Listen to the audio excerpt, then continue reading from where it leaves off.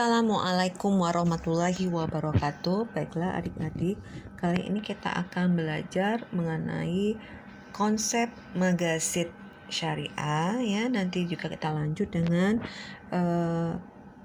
aksiologi pemasaran syariah ya. Ini kita ambil dari buku referensi Hendy Mustiko Aji ya.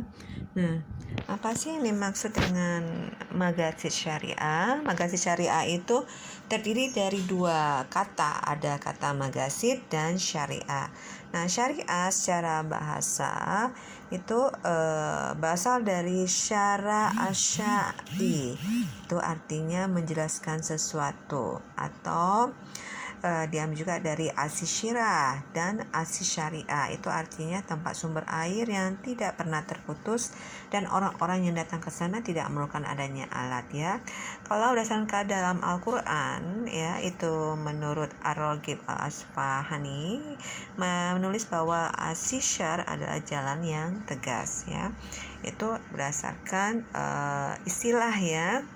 Nah, dalam buku Al-Muwafaqat itu seorang ahli bernama Aziz Satibi menuliskan kata syariah itu memiliki beberapa karakteristik. Yang pertama adalah universal atau amma, kemudian sempurna atau maksuma, kemudian toleran atau samha, dan dapat dimengerti semua kalangan ya.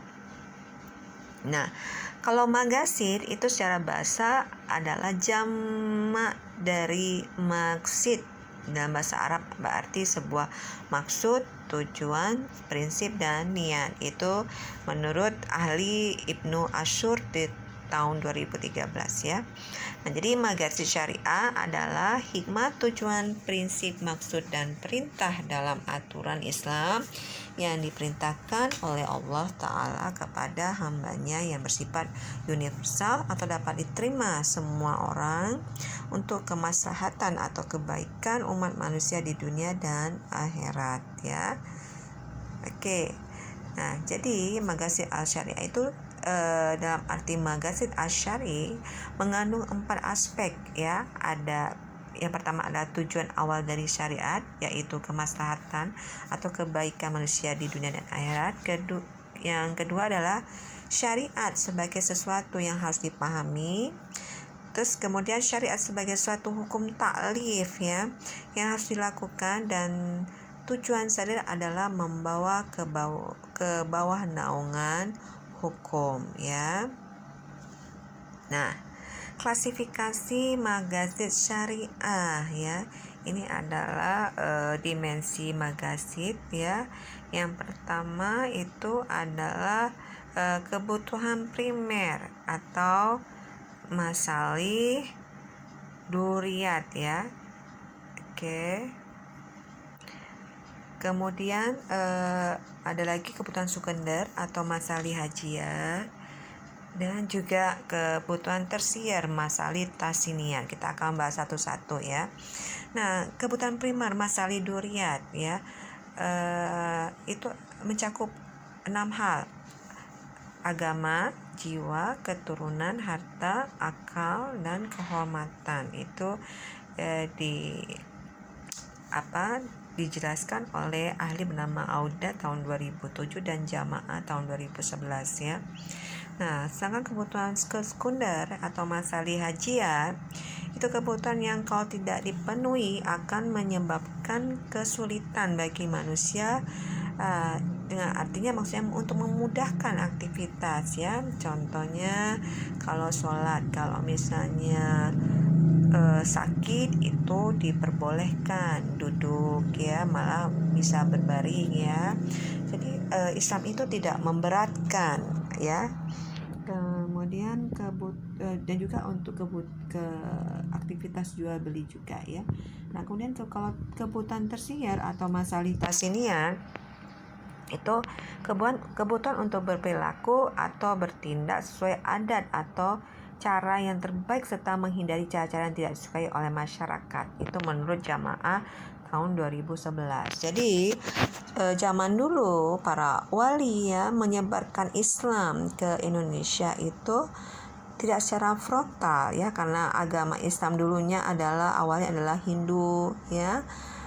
Buddha ya. Jadi para wali itu menyebarkan Islam itu pertama dia memasukkan dulu ke budaya masing-masing ya.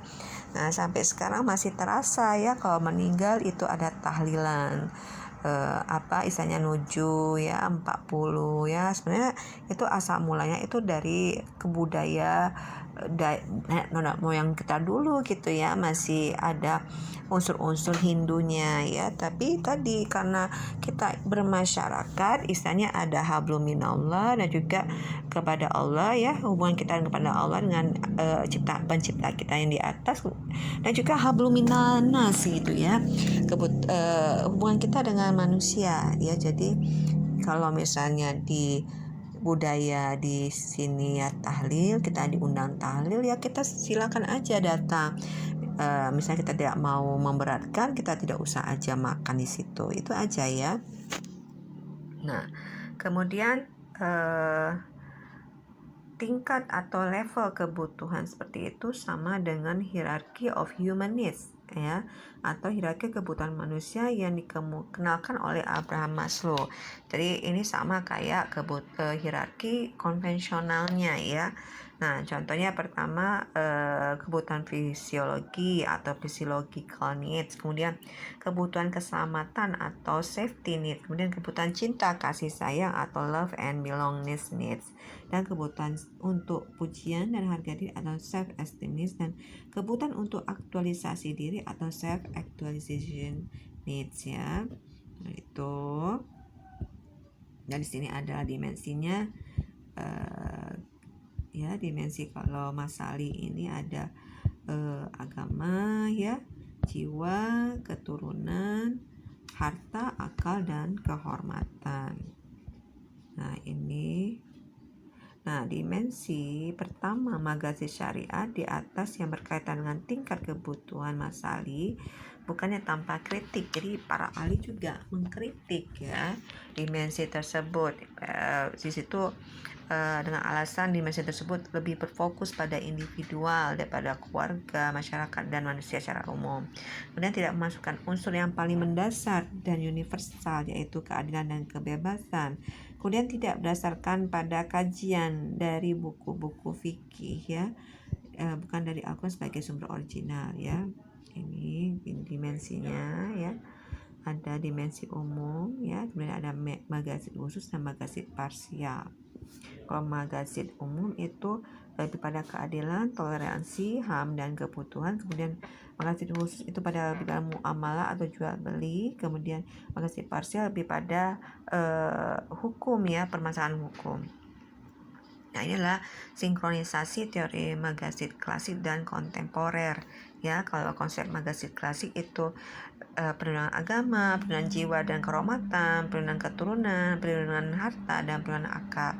Kalau kontemporer itu menjaga melindungi dan menghormati kebebasan beragama dan kepercayaan, kemudian menjaga martabat kemanusiaan dan hak asasi manusia, perlindungan terhadap keluarga dan institusi keluarga, mengutamakan kepedulian sosial, pembangunan kesejahteraan, dan melipat gandakan pola pikir dan riset kajian ilmiah ya. Nah, kita akan bahas satu-satu. Perlindungan agama. Nah, perlindungan agama itu sebagai pedoman hidup manusia ya. Jadi dalam Quran surat Al-Baqarah itu jelas bahwa tidak ada paksaan untuk memasuki agama Islam. Semuanya telah jelas dan yang benar daripada jalannya sesat. Jadi Islam juga memberikan kebebasan dalam beribadah ya, dan tidak ada paksaan di situ. Jadi ya, seseorang itu tidak bisa dipaksakan untuk masuk ke dalam agama Islam. Nah, oleh karena itu kadang-kadang orang itu ingin sendiri masuk karena melihat perilaku dari seorang muslim. Jadi dari kita sendiri kalau ingin mengajak keluarga ataupun teman untuk masuk ke Islam itu jangan dalam dipaksa ya, tapi kita berikan perilaku akhlak yang baik ya, yang sesuai dengan agama Islam. Seperti contoh Rasul Muhammad SAW pada zaman dahulu dia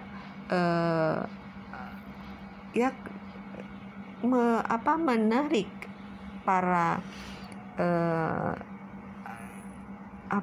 orang-orang Yahudi ya, orang-orang Quraisy gitu ya, orang kafir Quraisy itu bisa berpindah ke agama Islam ya. Dalam penyebaran agama Rasul tidak ada pemaksaan.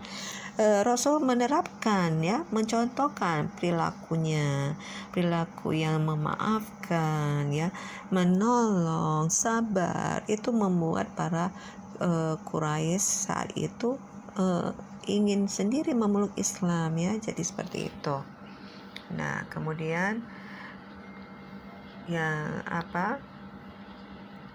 kedua adalah perlindungan terhadap jiwa dan kehormatan ya.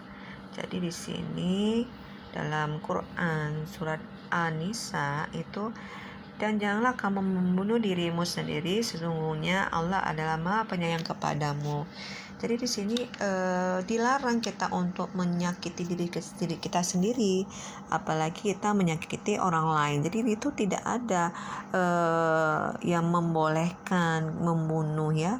Jadi di Islam sendiri tidak boleh membunuh orang ya. Jadi Islam adalah agama yang cinta damai ya. Jadi jika ada yang membilang kalau Islam itu adalah agama teroris lah seperti itu ya, itu adalah salah ya. Karena dalam Islam sendiri itu tidak boleh membunuh, apalagi menyakiti diri sendiri ya. Nah, contoh dari menyakiti diri sendiri adalah seperti contoh kita narkoba, rokok ya, itu adalah salah satu jenis-jenis yang bisa merusak diri sendiri ya. Oke, yang ketiga adalah perlindungan terhadap keturunan ya. Dalam Quran surat Al-Isra itu ayat 32, dan janganlah kamu mendekati zina. Sesungguhnya zina itu adalah perbuatan yang keji dan suatu jalan yang terburuk. Jadi di sini sangat tidak disukai itu zina ya. Karena jika kita berzina itu bisa jadi yang kasihan adalah keturunan kita. Dia akan dicap sebagai anak haram, dan juga seseorang yang berzina itu kadang-kadang dia belum siap untuk berumah tangga ya. Jadi dalam kondisi sekarang dengan adanya teknologi yang canggih ya, semua bisa kita lihat, itu harus dipilah-pilah, diambil saja yang baik tapi jangan diambil buruknya ya. Karena kebudayaan barat asing ya, itu kadang-kadang melakukan dianggap wajar untuk melakukan zina, itu jangan diambil. Kita ambil saja yang informasi yang positifnya saja ya. Kemudian perlindungan terhadap harta benda dalam Quran ya, surat Al-Kahfi ayat 46 disebutkan bahwa harta dan anak-anak ada perhiasan kehidupan dunia. Jadi harta itu bukan cuma dengan benda kayak emas, bukan, tapi anak-anak juga adalah perhiasan harta kita ya, harta ya. Jadi kita juga harus memperlakukan dengan baik ya.